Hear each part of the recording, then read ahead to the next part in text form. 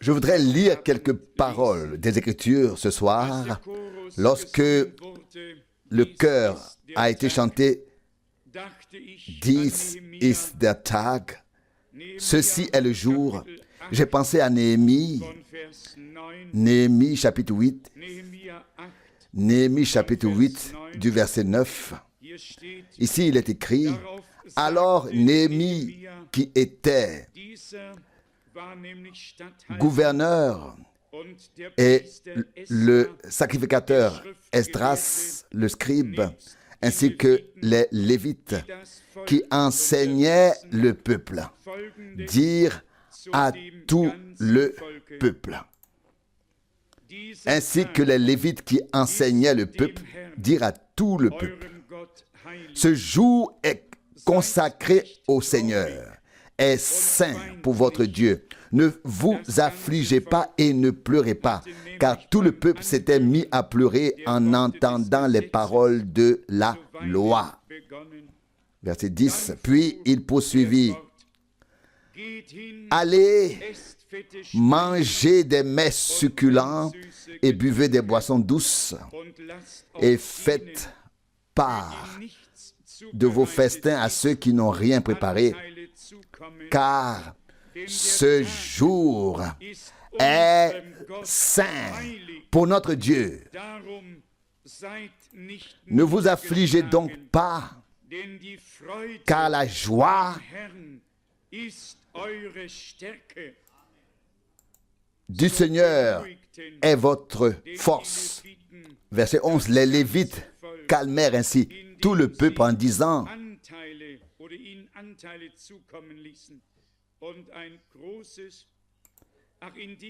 taisez-vous car ce jour est saint et ne vous affligez pas.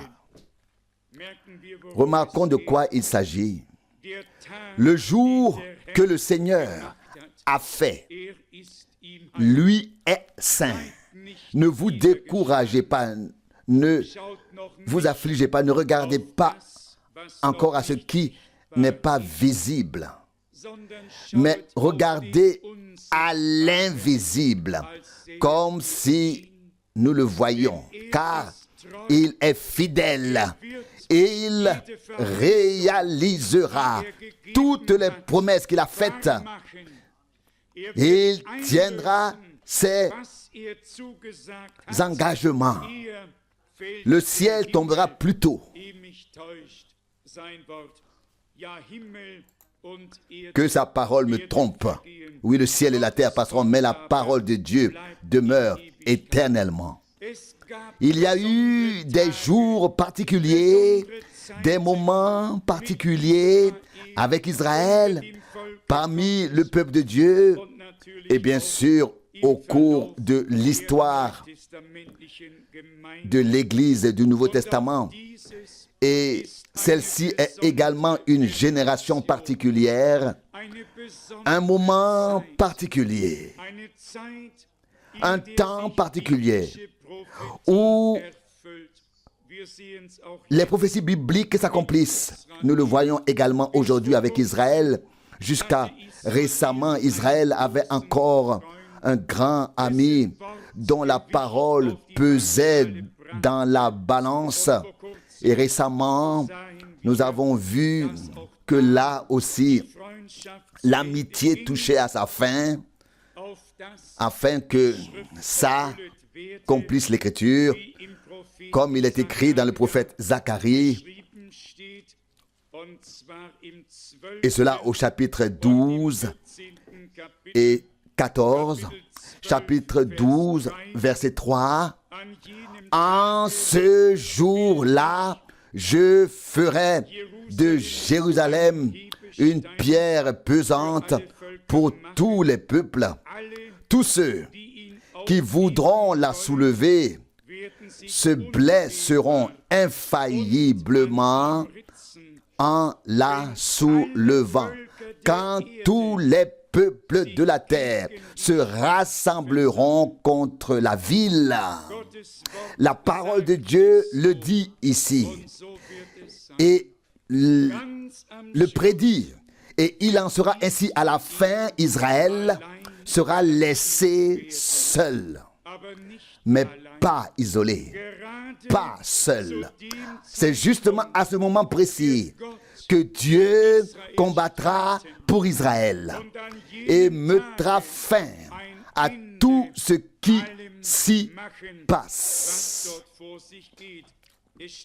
C'est écrit ici dans Zacharie 14 d'une manière si merveilleuse, également au verset 3 et dans la première partie du verset 4. Zacharie 14, verset 3 et 4. Mais alors, le Seigneur sortira et combattra contre ces nations, comme il a combattu dans les jours d'autrefois. Au verset 4. En ce jour-là, il mettra le pied sur la montagne des Oliviers qui est en face de Jérusalem à l'Orient. Nous savons que ce jour est très proche, mais il y a toujours un parallèle entre Israël et l'Église du Nouveau Testament. Satan et le monde entier étaient et sont toujours contre Israël. Simplement parce que Dieu a choisi Israël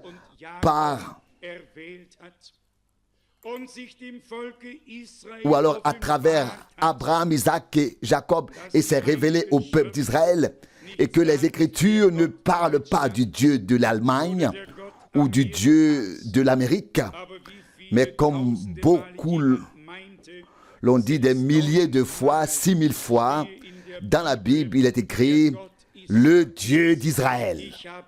Je n'ai pas compté, mais cela est écrit suffisamment souvent. Même si le peuple d'Israël a été désobéissant et a suivi ses propres voies, cela ne durera que jusqu'à ce que le nombre complet des païens soit,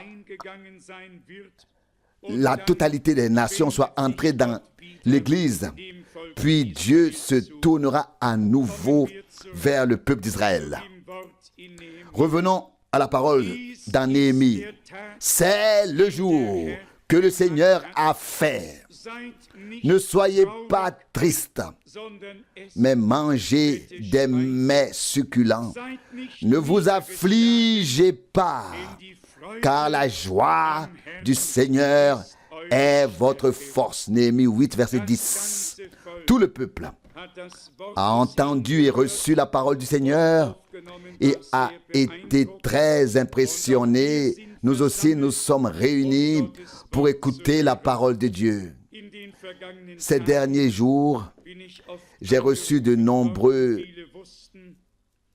appels. Beaucoup savaient que j'avais pris de l'âge et que j'avais atteint un âge rond, ou oui, un âge rond 2 fois 5. Et on m'a souhaité la bénédiction de Dieu, un âge rond ou un âge équilibré. Et on m'a souhaité la bénédiction de Dieu. Je devais lire le psaume 55, je devais lire Ésaïe 55. On m'a transmis à plusieurs reprises certains passages de la Bible que je devais lire. Je voudrais vous lire le premier passage du psaume 50 que nous avons déjà souligné plusieurs fois ici. Psaume 50, versets 5 et 6. Rassemblez-moi ceux qui sont fidèles à ma loi, ceux qui ont conclu l'alliance avec moi par le sacrifice. Le verset 6. Alors les cieux ont proclamé sa justice, car c'est Dieu lui-même qui juge. Peut-être aussi le verset 7. Écoute mon peuple et laisse-moi parler. Israël, afin que je t'avertisse sérieusement. Dieu, ton Dieu, c'est moi.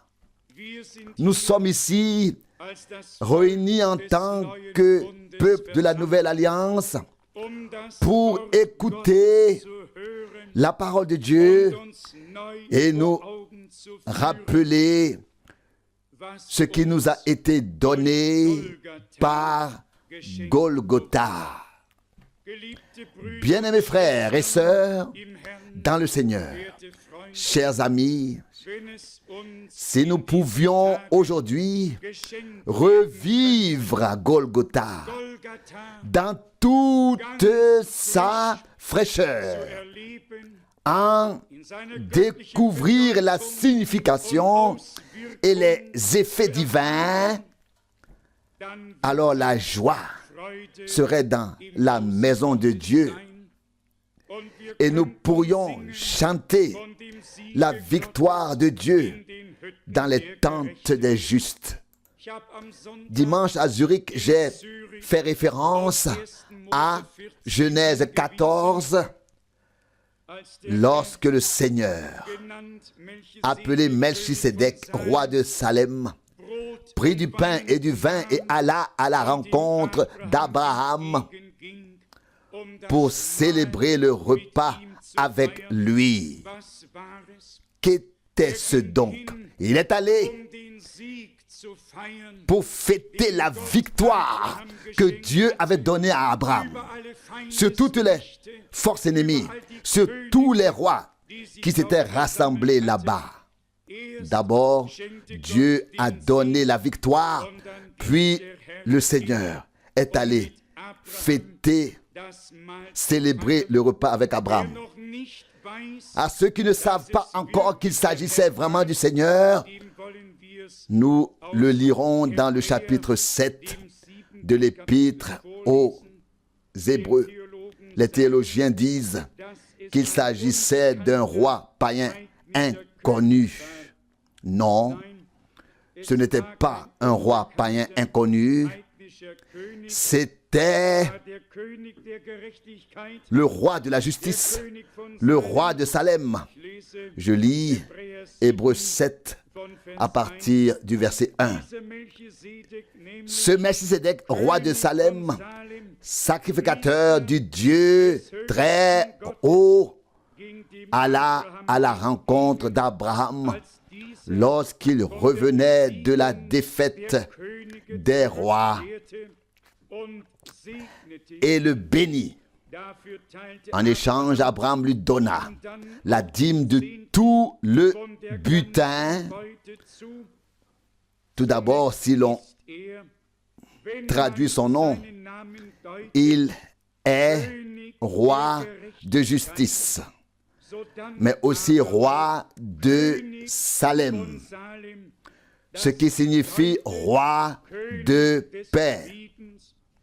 Verset 3, il n'a ni père, ni mère, ni généalogie, ni commencement de jour, ni fin de vie, mais il ressemble plutôt au Fils de Dieu. Il reste sacrificateur pour toujours. Comme c'est merveilleux de lire un texte aussi magnifique.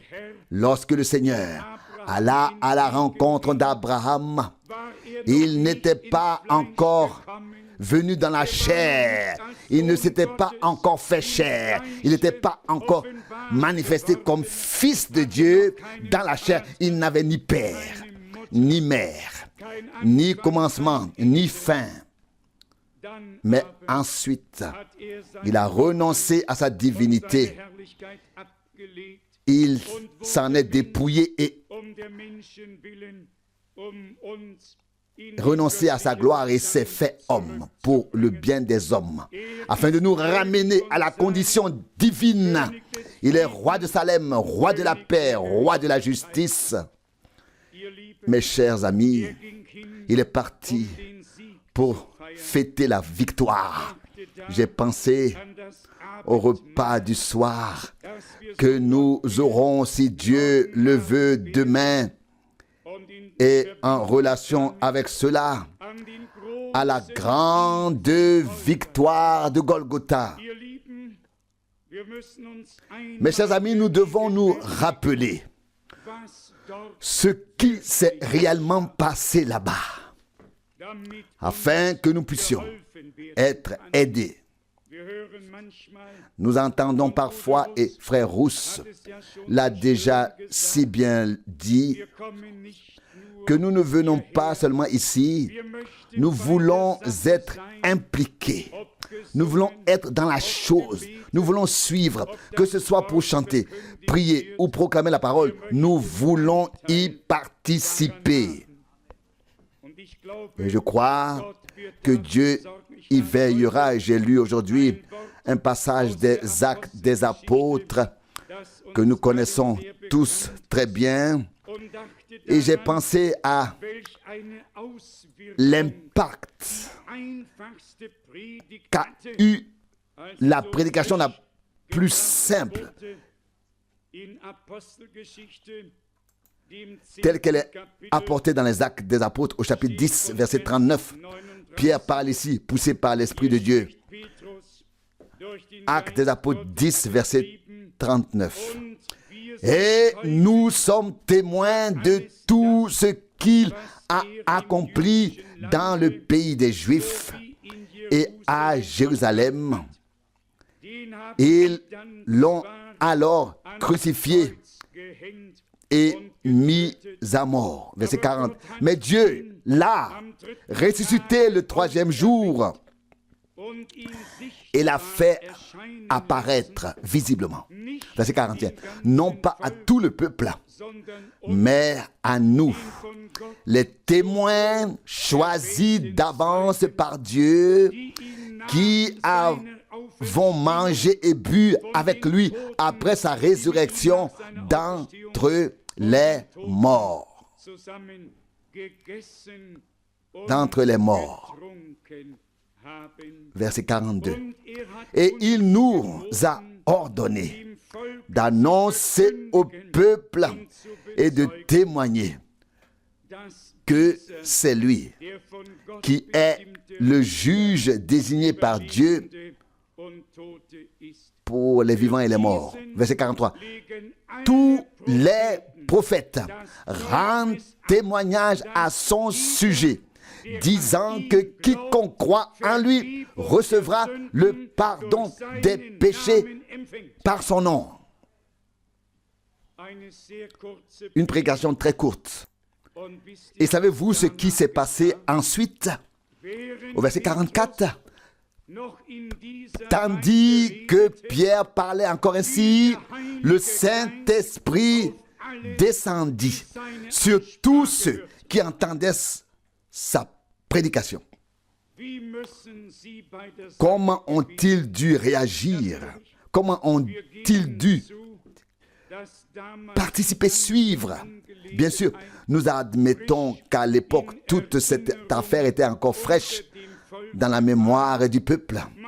On en avait parlé en bien et en mal, mais tout le monde savait ce qui était arrivé à Jésus de Nazareth, qu'il avait été crucifié, qu'il était mort et qu'il avait été enterré.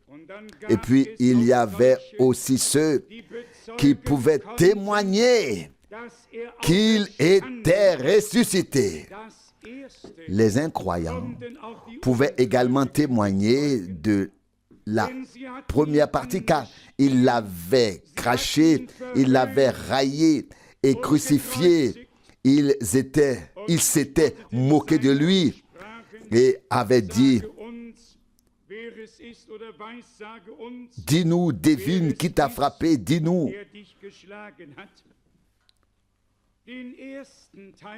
Tous pouvaient témoigner de la première partie, mais vint ensuite une partie dont les incroyants n'avaient pas été témoins et qu'ils ne pouvaient donc pas attester.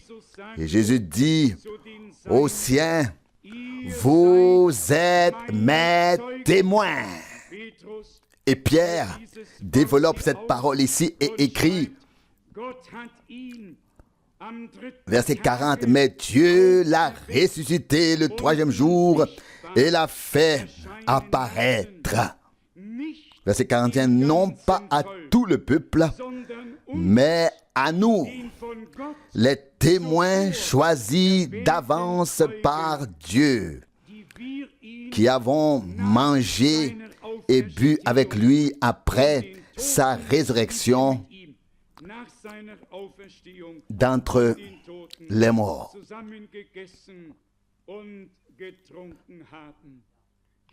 C'est ici que commence la partie à laquelle les incroyants ne peuvent plus participer, qu'ils ne peuvent plus suivre.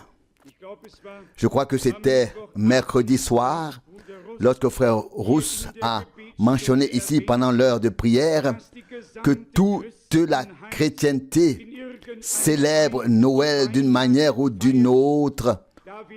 On place des poupées dans des crèches. Certains chantent au Tannenbaum. Donc en français, au sapin, au sapin. D'autres, Christkindlein, comme viens, Christ, petit enfant, et tout ce qui existe d'autre. Mais il y a aussi des gens qui ne placent pas de poupée dans une crèche ou un berceau.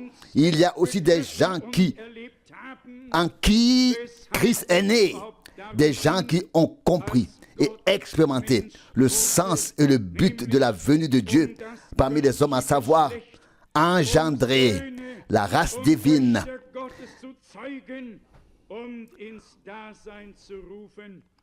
des fils et des filles de Dieu, et les appeler à l'existence.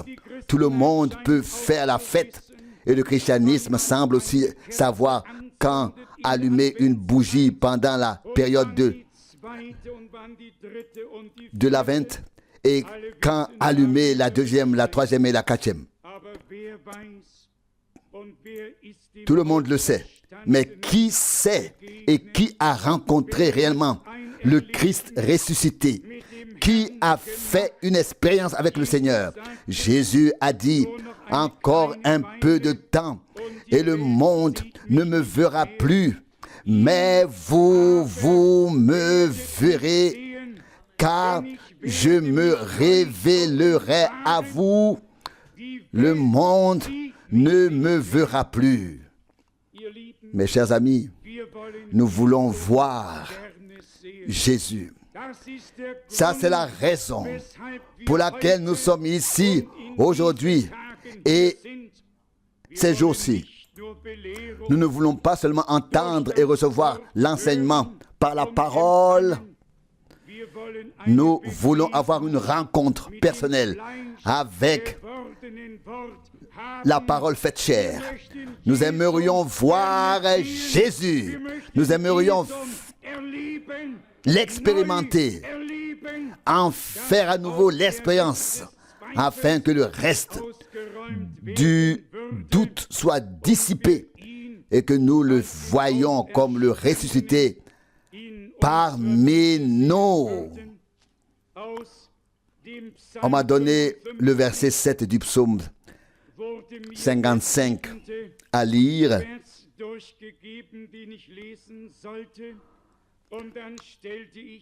Et j'ai alors remarqué que frère Branham avait lu ce verset lorsqu'il avait prêché la prédication sur la colombe blanche comme neige. Psaume 55, je lis les versets 7 à 9. Psaume 55, versets 7 à 9. Alors je m'écrie, « Oh, si j'avais des ailes comme la colombe, je m'envolerais jusqu'à ce que je trouve un lieu de repos. » Verset 8, « Oui, je m'enfuirais loin. Je chercherai un lieu de repos dans le désert. » Verset 9. Je courais plus vite que le vent impétueux, que la tempête, pour trouver un refuge. Je ne sais pas combien d'entre vous se souviennent de ce sermon, mais frère Branham a ensuite chanté le cantique sur la colombe blanche comme neige et a ajouté un quatrième couplet aux trois autres, dans lequel il exprimait toutes les souffrances, les peines et les épreuves qu'il avait traversées.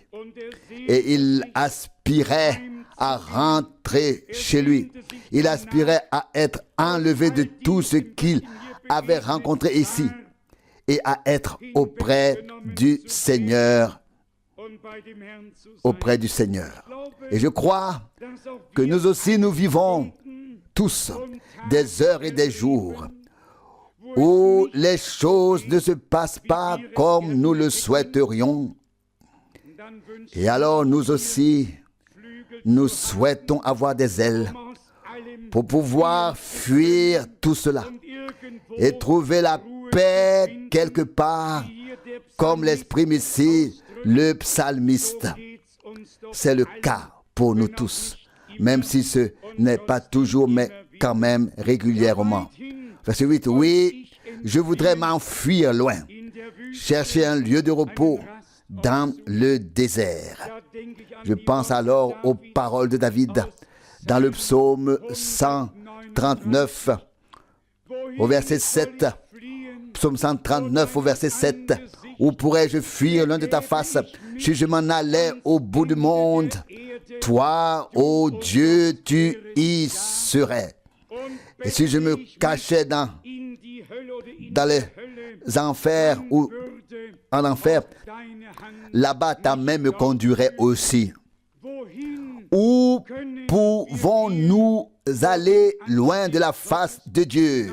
Non, nous n'avons pas besoin de fuir. Nous pouvons venir à lui.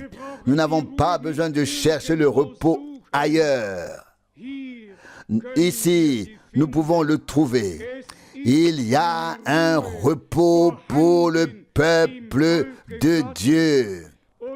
Et tous ceux qui se reposent de leurs propres œuvres peuvent se reposer en Dieu. Lorsque Dieu eut achevé son œuvre, il se reposa le 7e jour et vit que tout était bon. Permettez-moi de lire le chapitre 55 du prophète Ésaïe.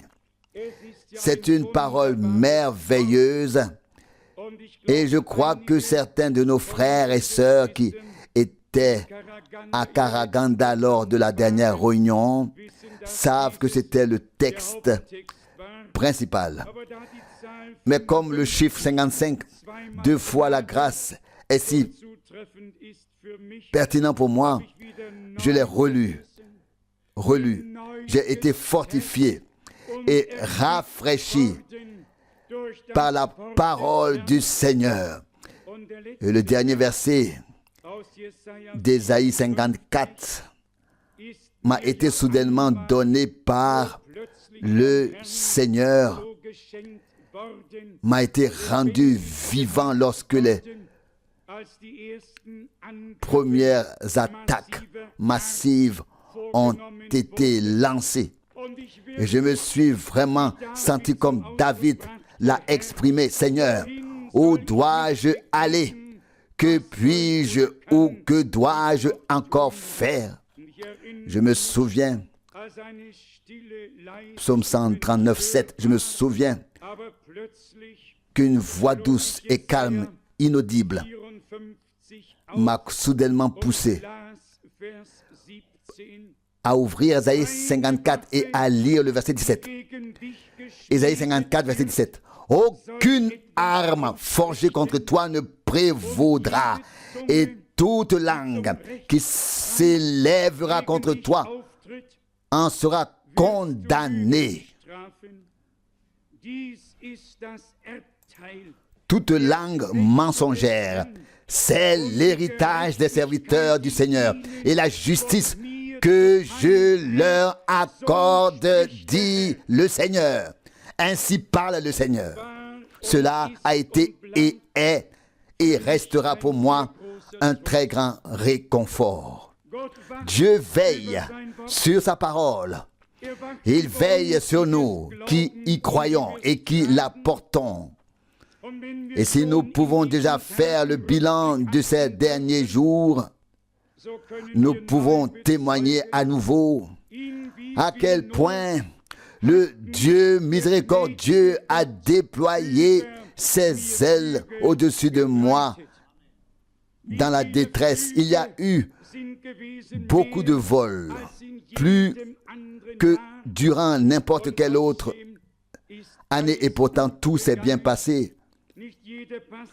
Tous les passagers qui montent à bord ne descendent pas tous vivants. Nous l'avons appris à plusieurs reprises ces derniers temps.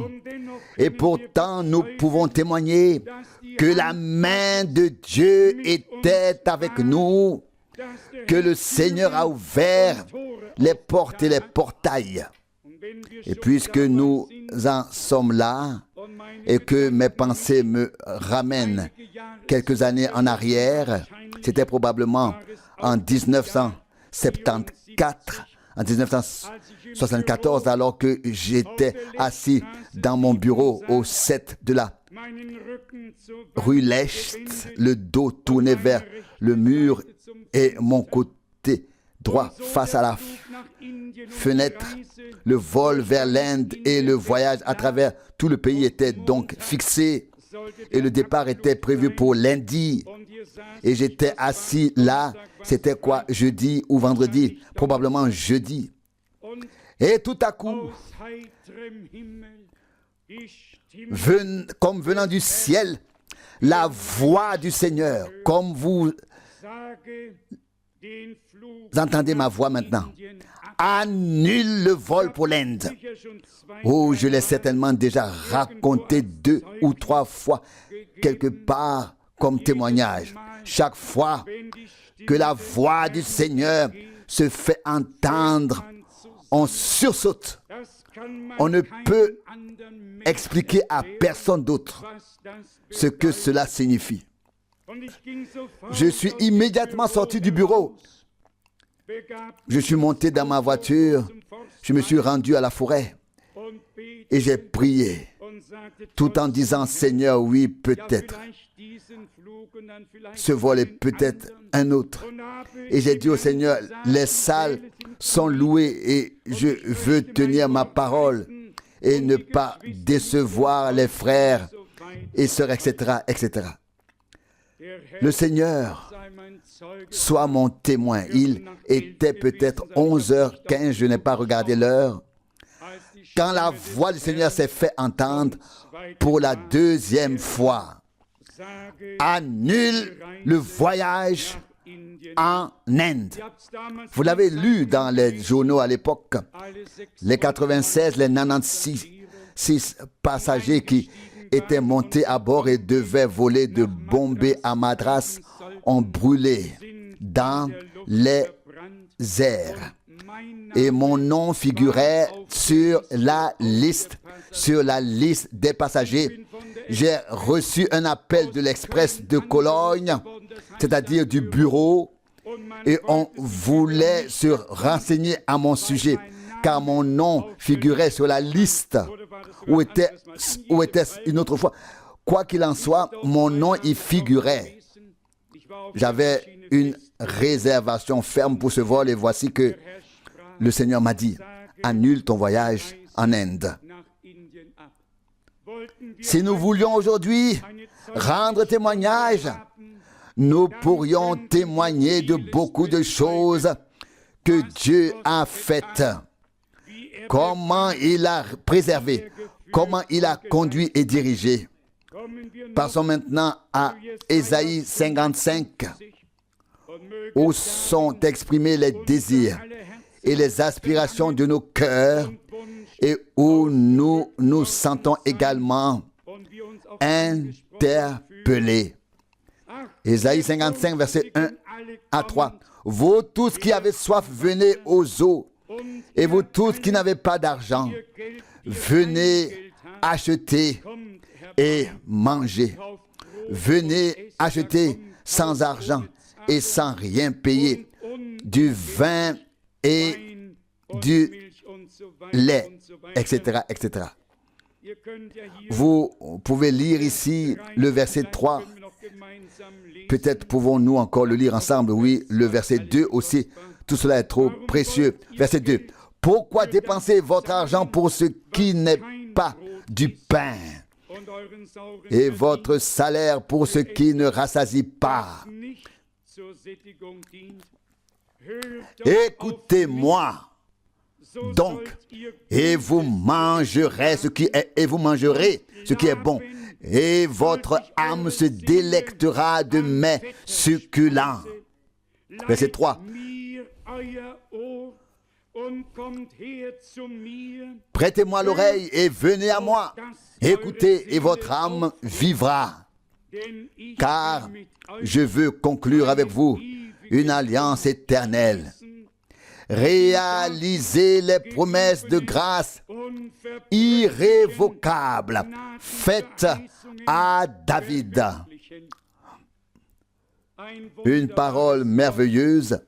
Vous savez que j'aime beaucoup lire le prophète Ésaïe. Il était un excellent instrument de Dieu. Un homme à travers lequel Dieu pouvait tant parler et écrire. Et combien les pensées et les paroles sont précieuses ici. Dieu lui-même dit, écoutez-moi et vous mangerez ce qui est bon. Qui écoutes-tu aujourd'hui? Qui est ce que j'écoute? Qui est ce que j'écoute? Si nous remontons au jardin d'Éden, il a suffi de manquer à une parole, d'annuler, de briser une parole, de ne pas tenir une parole. Il suffisait de ne pas réussir l'épreuve d'une parole. Qui Eva a-t-elle écouté? Qui le sait? Elle a écouté le serpent. Qui Adam a-t-il écouté? Qui le sait? Il a écouté Ève. Ici le Seigneur dit, écoutez-moi et vous aurez de quoi manger du bon. Qui écoutez-vous? Qui est-ce que j'écoute? Qu'est-ce que les gens n'entendent pas ces jours-ci? Cessez d'écouter tout le reste et commencez à écouter seulement ce que Dieu a dit et a révélé à l'Église par sa parole. Alors, nous aurons du bon à manger. Le Seigneur a-t-il déjà donné quelque chose de mauvais?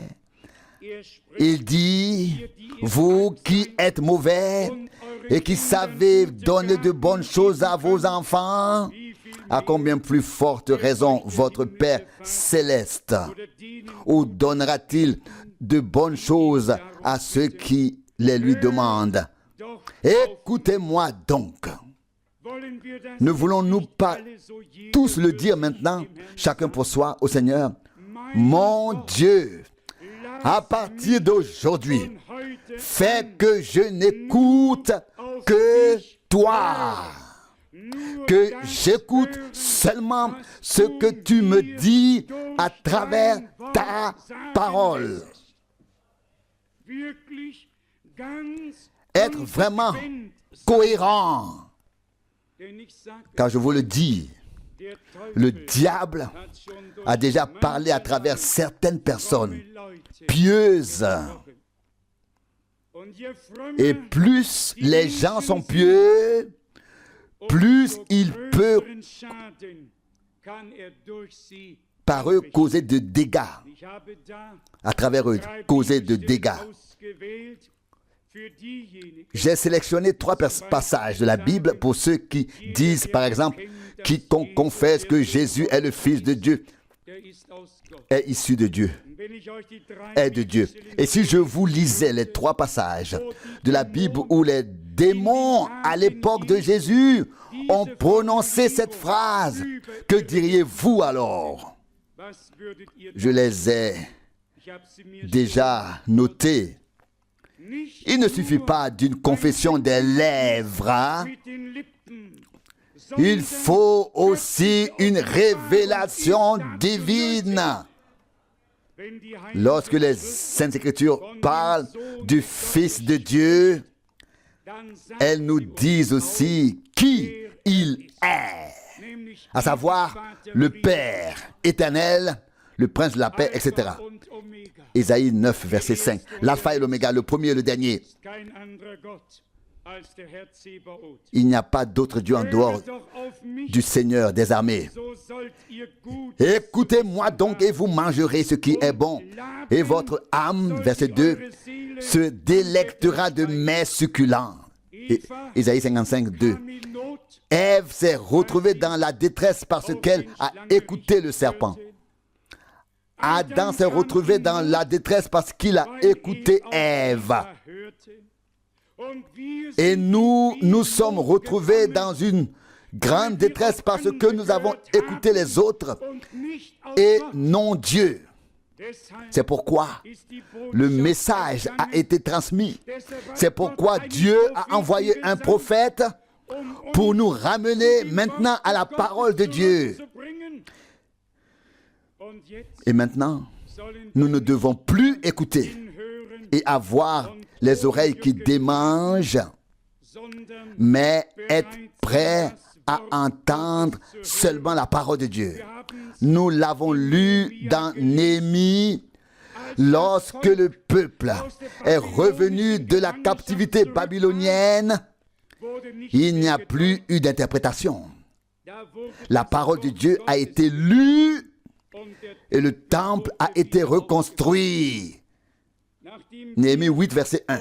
Après avoir été libérés de la captivité babylonienne, nous ne sommes plus encore en train d'interpréter. Non, bien au contraire. Nous avons été retirés des interprétations afin de ne plus consacrer ou prêter ou donner nos oreilles aux interprétations, mais seulement au Seigneur. Il n'a jamais été aussi important et nécessaire que maintenant de fermer nos oreilles à tout le reste et d'écouter seulement la parole pure de Dieu. Et je vais vous dire pourquoi. Tout comme Jésus-Christ était la parole pure, sainte et faite chair, c'est ainsi que l'épouse sera aussi une épouse pure, sainte, née de la même semence, de la parole de Dieu. Chair de sa chair et eau de ses eaux. Lui, le premier-né parmi de nombreux frères. Pas de mélange. Un produit divin pur. Alléluia. Que le nom du Seigneur soit loué. Qui le Fils de l'homme a-t-il écouté lorsqu'il a été tenté par Satan? Satan lui a aussi parlé, l'a tenté, est venu avec la parole de Dieu. Et puis cela devient très grave. L'ennemi fait encore la même chose aujourd'hui. Il est venu vers le Seigneur, qui accomplissait son ministère sur terre dans l'humilité sous la forme d'un serviteur, et l'a tenté. Il a dit, si tu es le Fils de Dieu, les démons du diable ont déjà reconnu qu'il est le Fils de Dieu. Il pose la question. Il remet ça en question. Si tu es le Fils de Dieu, alors jette-toi en bas. Et ainsi de suite. Mais l'ennemi est venu vers les prophètes. Il est venu vers Jésus. Il ne passera pas non plus à côté de toi et moi. Mais qu'a répondu Jésus? Il n'a aucun droit sur moi. Satan doit perdre tout droit et tout pouvoir sur nous. Et si nous demeurons dans la parole, nous demeurons en Dieu. Et la semence de la parole demeure en nous, de sorte que nous ne pouvons pas pécher contre Dieu. Car ainsi il est écrit, et je suis convaincu que le Seigneur nous aidera et nous accordera sa grâce. Ésaïe 55, verset 2. Écoutez-moi et vous mangerez ce qui est bon, et votre âme se délectera de mets succulents. Puis vient l'avertissement, verset 3. Prêtez-moi l'oreille et venez à moi. Écoutez, afin que votre âme revive. Nous sommes réunis ici non pas pour écouter ce que tel ou tel a à raconter ou à dire. Non, nous voulons prêter l'oreille seulement au Seigneur pendant ces jours. Je tiens à le souligner une fois encore. Ne mélangeons pas les choses. Ce n'est pas possible. Qu'est-ce que le blé a à voir avec l'ivraie? On ne peut pas les mélanger. La parole est pure et nous sommes lavés dans le bain d'eau de la parole. Nous sommes devenus une partie de la parole. Et il est dit ici, verset 3, car je veux conclure une alliance éternelle avec vous. Disons au Seigneur que nous prêtons l'oreille, que nous lui prêtons l'oreille, que nous voulons entendre, écouter ce qu'il a à nous dire. Et puis vient l'invitation. Verset 6, cherchez l'Éternel, cherchez le Seigneur pendant qu'il se trouve, invoquez-le pendant qu'il est proche. Verset 7, que le méchant abandonne sa voie et l'homme d'iniquité ses pensées et qu'il retourne au Seigneur. Une parole à tous ceux qui se sont un peu écartés du chemin. Revenez au Seigneur. Verset 7. Que le méchant abandonne sa voie et l'homme d'iniquité ses pensées. Dieu sait pourquoi certaines choses arrivent, pourquoi elles sont permises.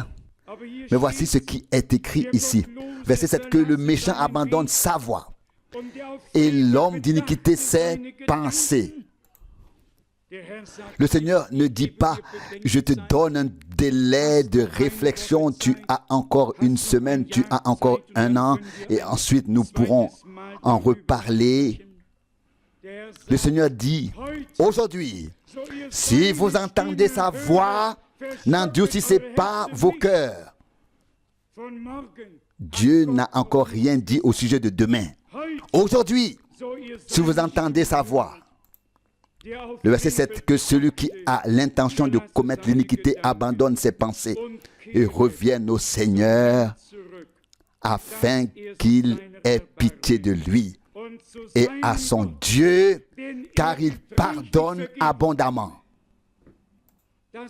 Nous pouvons le garantir à chacun sur la base de la parole de Dieu. Celui qui revient au Seigneur trouve le pardon, la grâce et le salut. C'est encore le jour du salut. C'est encore le temps de la grâce. Et nous pouvons revenir au Seigneur. Puis au verset 8, il est écrit, verset 8, car mes pensées ne sont pas vos pensées et vos voix ne sont pas mes voix, dit le Seigneur. Verset 9, mais autant les cieux sont élevés au-dessus de la terre, autant mes voix sont élevées au-dessus de vos voix. et mes pensées au-dessus de vos pensées. Je me l'ai lu à moi-même et maintenant à nous tous. Puisse cela devenir réalité dans nos vies à tous. Que nous abandonnions nos propres voies, pensées, projets et plans, que nous nous présentions devant le Seigneur et lui disions: mon Dieu, intègre-moi selon ton plan et ta volonté dans les événements de la fin des temps que tu achèves avec ton Église. Un frère a exprimé dans sa prière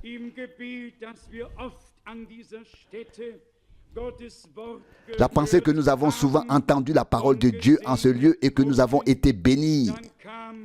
Puis vint cette phrase puissante: mais cette fois-ci, aide-nous à trouver la place que tu nous as réservée dans ton corps, afin que Dieu puisse non seulement nous parler et nous bénir, mais aussi accomplir, opérer quelque chose de durable en chacun de nous, afin que nous renoncions à toute incrédulité et à toute petite foi, et que nous rendions gloire à notre Dieu par la foi. Verset 8. Car mes pensées ne sont pas vos pensées, et vos voix ne sont pas mes voix. Mais il est écrit ensuite: Dieu a fait connaître à Moïse ses voies et ses œuvres aux enfants d'Israël. Psaume 103, verset 7. Il est ensuite écrit: préparez le chemin du Seigneur et éliminez tout obstacle. Isaïe 57, verset 14. Beaucoup de paroles sont écrites. Nous sommes ici réunis devant la face de Dieu pour expérimenter Dieu comme jamais auparavant. Dois-je le répéter? Pour expérimenter Dieu comme jamais auparavant. Dieu a la plénitude. Et comme nous l'avons déjà dit, le temps n'est pas seulement proche, le temps est là. L'heure de la glorification du nom de Jésus-Christ est venue. Et comme ce fut le cas à l'époque de Josué, puis à l'époque d'Esdras et de Néhémie, il y a eu, comme je l'ai déjà dit, des jours particuliers, des périodes particulières parmi le peuple de Dieu et dans l'Église. Ceci est notre jour. C'est notre temps. Et écoutez ce qui est encore écrit ici dans Isaïe 55, à savoir au verset 10 et 11. Car comme la pluie et la neige descendent des cieux et ne retournent pas sans avoir arrosé et fécondé la terre et avoir fait germer les plantes, afin qu'elles donnent la semence au semeur et le pain à celui qui mange. Verset 11. Il en est de même de ma parole qui sort de ma bouche. Elle ne revient pas à moi sans effet, mais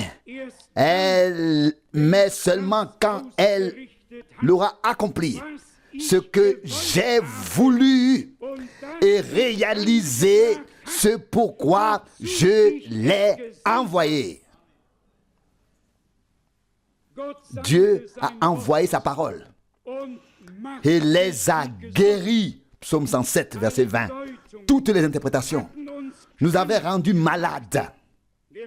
Le prophète Ésaïe dit au chapitre 28, Toutes les tables sont couvertes d'immondices et de vomissures jusqu'à la dernière place. Isaïe 28, verset 8. Et on dit un peu ici, un peu là. Verset 10 d'Ésaïe 28. Ici, nous n'avons pas un peu, ici, un peu là.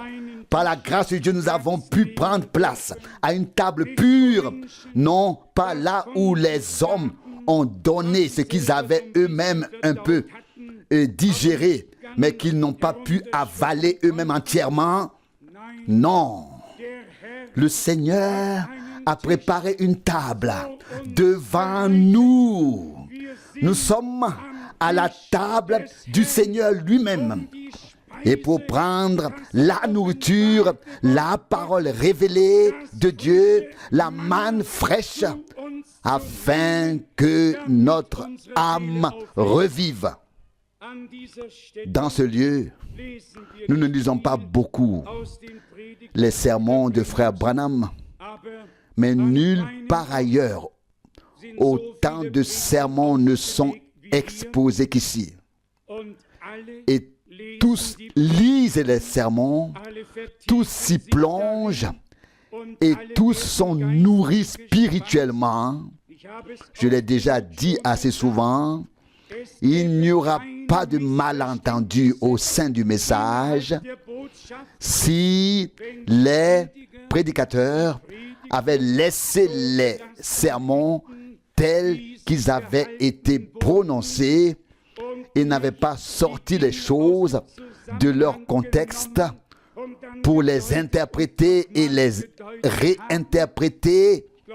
Je crois, frère Rousse, que tu étais là quand nous étions à Jérusalem, à l'époque au mur des lamentations, et que nous sommes entrés dans ces salles sacrées, ces salles souterraines qui ressemblent à des catacombes où se trouve la Torah, le Talmud babylonien, le Talmud de Jérusalem, le Soul Shizin et tous les autres grands livres.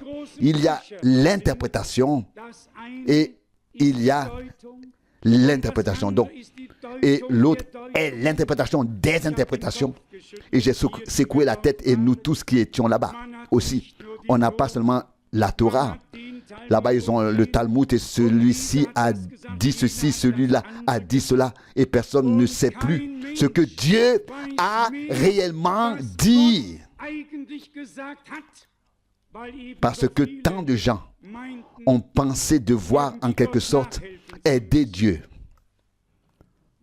Quand je lis Ésaïe 55, je n'ai pas le moindre besoin d'ajouter quoi que ce soit ou d'expliquer quoi que ce soit ici. Car ce que Dieu a dit est déjà si clair, si compréhensible, si évident. Il n'y a pas besoin d'explication.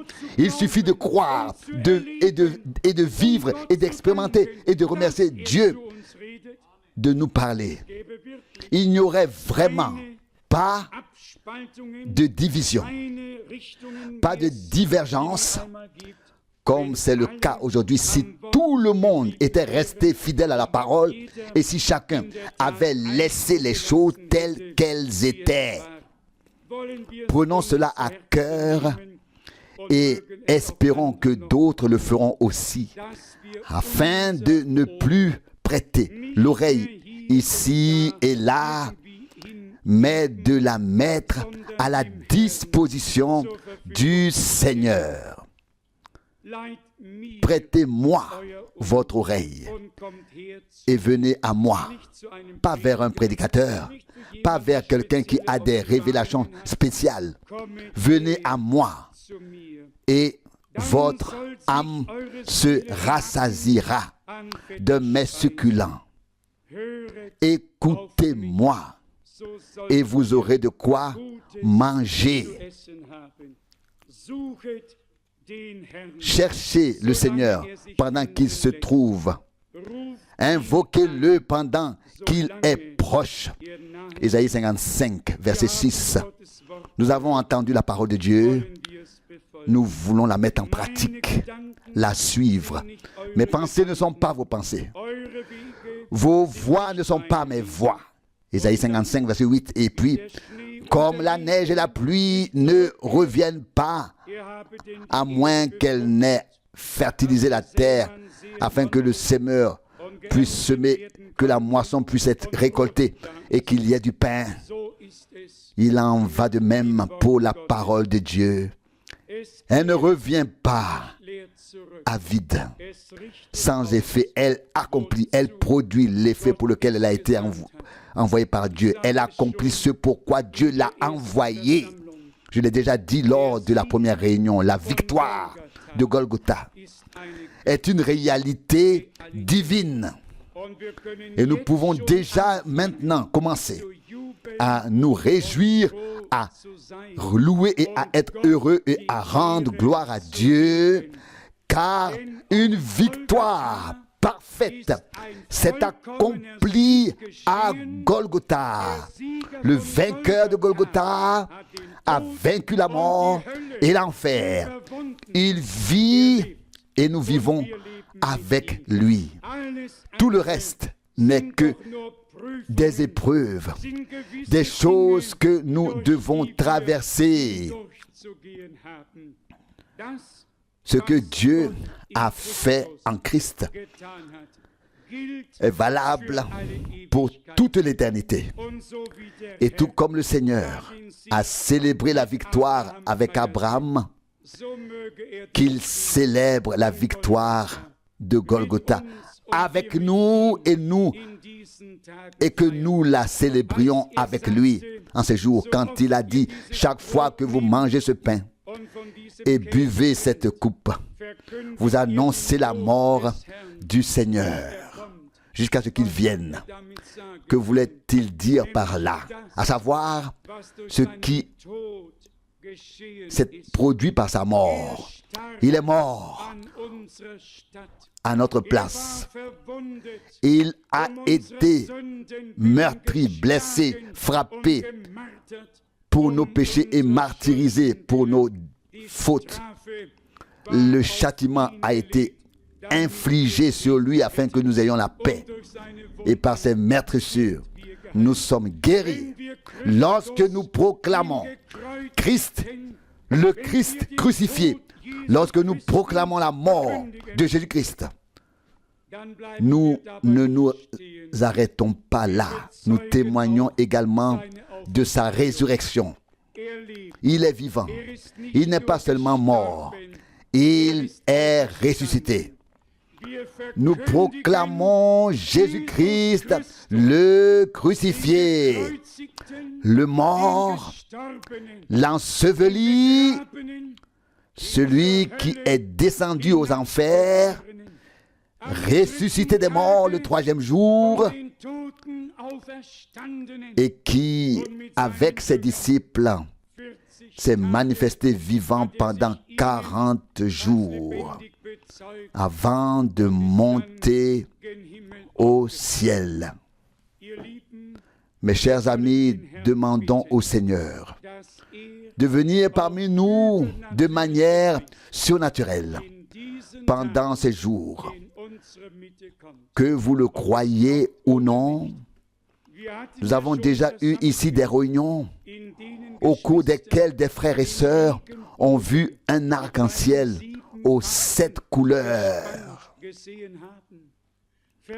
Des réunions au cours desquelles une lumière surnaturelle est descendue sur l'estrade.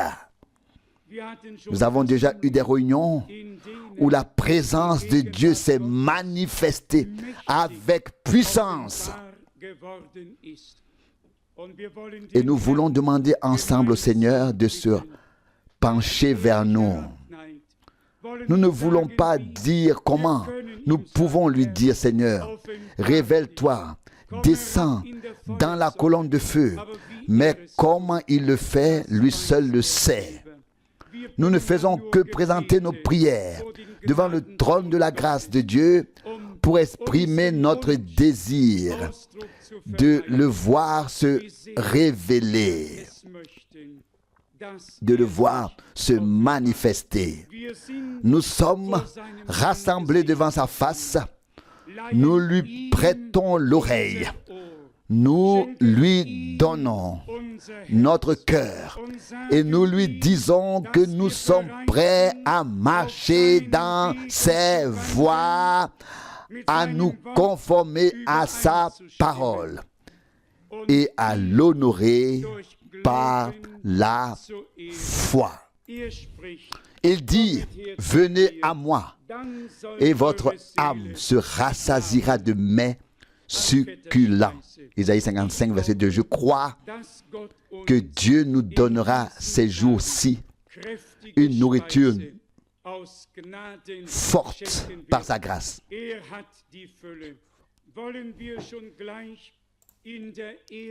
Il a la plénitude. Dès la première réunion, prions ensemble, croyons ensemble et demandons à Dieu de se pencher vers nous et de nous rendre véritablement visite comme le lever du soleil d'en haut, afin, comme le lever du soleil d'en haut, de nous rendre véritablement visite, afin que tous, du plus petit au plus grand, du plus jeune au plus âgé, s'écrient, Dieu est véritablement parmi nous. Et généralement, cela se manifeste aussi par le fait que l'œuvre de Dieu s'exerce de la même manière sur les jeunes et les vieux. Lorsque l'Esprit de Dieu commence à agir, il n'est pas inhabituel que les vieillards et les enfants âgés de 8 ou 9 ans, de 6 ou 7 ans, de 14 ans, peu importe. Lorsque l'Esprit de Dieu commence à agir, il y a du mouvement dans la maison de Dieu. Et tout le monde est entraîné dans ce mouvement. Heureux l'homme qui s'ouvre à Dieu, combien croit en l'action surnaturelle de Dieu par le Saint-Esprit. Alléluia. Gloire au Dieu vivant. Le Seigneur veut le faire. Et je termine par la remarque de la parole, de la prédication de Pierre, qui était si courte et qui n'a fait qu'effleurer ce qui s'est passé à l'époque avec Jésus-Christ dans son contenu. Pierre n'avait pas encore pu aller très loin dans sa prédication, mais ces quelques mots ont suffi, car ils ont été crus. Ils ont été acceptés et déjà l'Esprit de Dieu a commencé à agir. Mes chers amis, accueillons la parole de Dieu avec foi. Ayons toujours une adhésion intérieure à celle-ci. Et le Seigneur se révélera aussi à nous de manière surnaturelle. Que son Saint-Nom soit loué et glorifié. Amen. Alors que nous inclinons la tête, fermons les yeux et ouvrons nos cœurs, je demande à tous ceux qui peuvent déjà le dire et qui sont d'accord avec cela. Nous sommes un peuple de sacrificateurs, des rois dans ton royaume. Dites Amen. Alléluia. Alléluia. Gloire à Dieu. S'il y en a encore parmi nous qui ne peuvent pas encore le témoigner, cher cœur, ce n'est pas un frère, ce n'est pas un prédicateur qui t'appelle, mais Dieu le Seigneur qui dit, mon fils, ma fille, donne-moi ton cœur. Reviens à moi. Proverbe 23, verset 26. Reviens quitte le chemin large et emprunte le chemin étroit qui mène à la vie, car le chemin large mène à la perdition. Et nombreux sont ceux qui le suivent. Et il n'y a pas de retour possible. Oh, que l'Esprit de Dieu agisse avec puissance. Que la parole pénètre et que nous fassions tous l'expérience de la grâce. Gardons les têtes baissées et avant de chanter le refrain tel que je suis, ainsi doit-il être. Je voudrais demander à tous de baisser la tête, de fermer les yeux et de rester en prière. Si quelqu'un ici présent souhaite consacrer sa vie au Seigneur aujourd'hui, levez la main. Le Seigneur la voit. Merci, merci, merci, merci, merci, merci, merci, merci. Merci.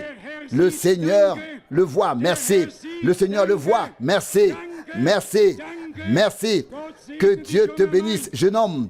Que Dieu te bénisse, jeune homme. Que Dieu te bénisse. L'Esprit de Dieu règne parmi nous. Dieu est présent.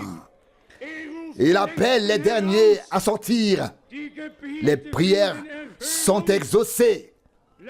Chantons tel que je suis, tel que je dois être. Tel que je suis, ainsi je dois être. Pas ma force, mais la tienne seule. Ton sang me lave de mes péchés. Ô agneau de Dieu, je viens, je viens.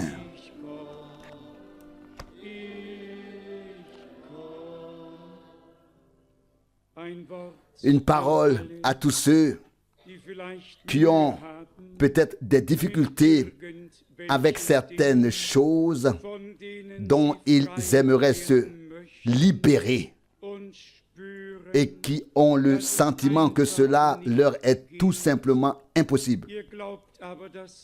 Mais vous croyez que Dieu est présent et que celui que le Fils libère est vraiment libre.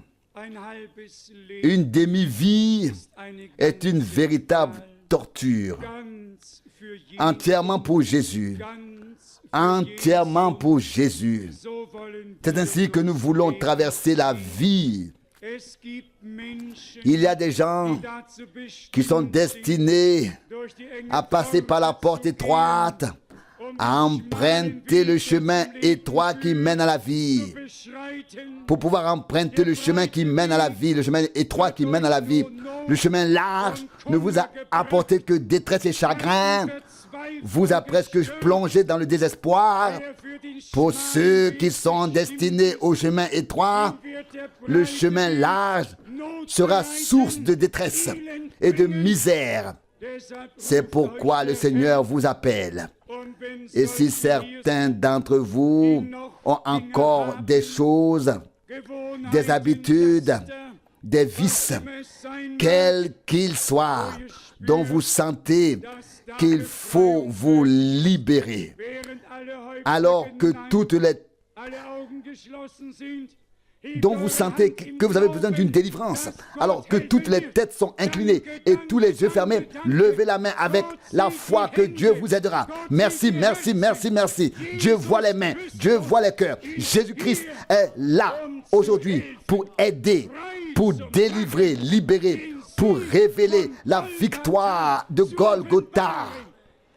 Jésus est vainqueur. Alléluia. Alléluia. Alléluia. Gloire à Dieu.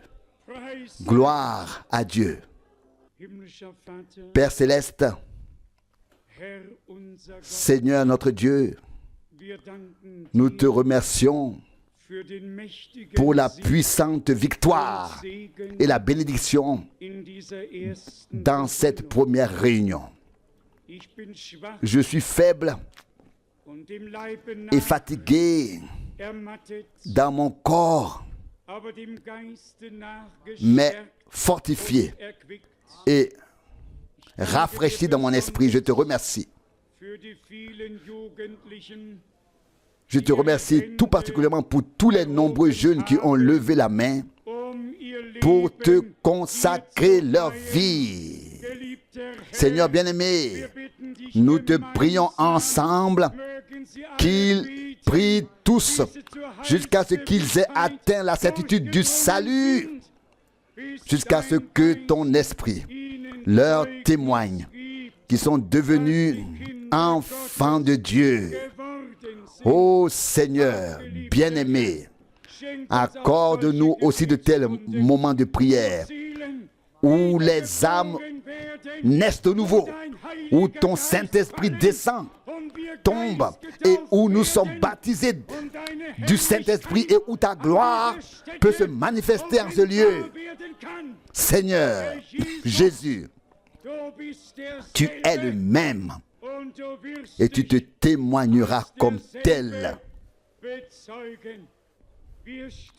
Nous nous plaçons ainsi que chaque réunion sous la protection de ton sang et te demandons la direction de ton esprit, Seigneur.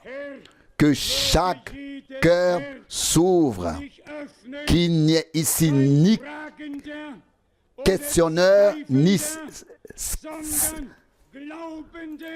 sceptique, mais des croyants qui reçoivent ce qui est prêché, l'approuvent et en font l'expérience. Seigneur bien-aimé, nous te remercions pour chaque visite miséricordieuse de ta part, oh, comme tu t'es révélé clairement à nous.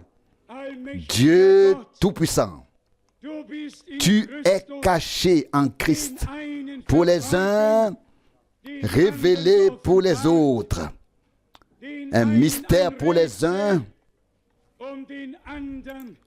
une énigme pour les uns, une bénédiction pour les autres. Ô Seigneur bien-aimé, accepte-nous et bénis-nous tous de la richesse de ta grâce. Au nom de Jésus. Amen.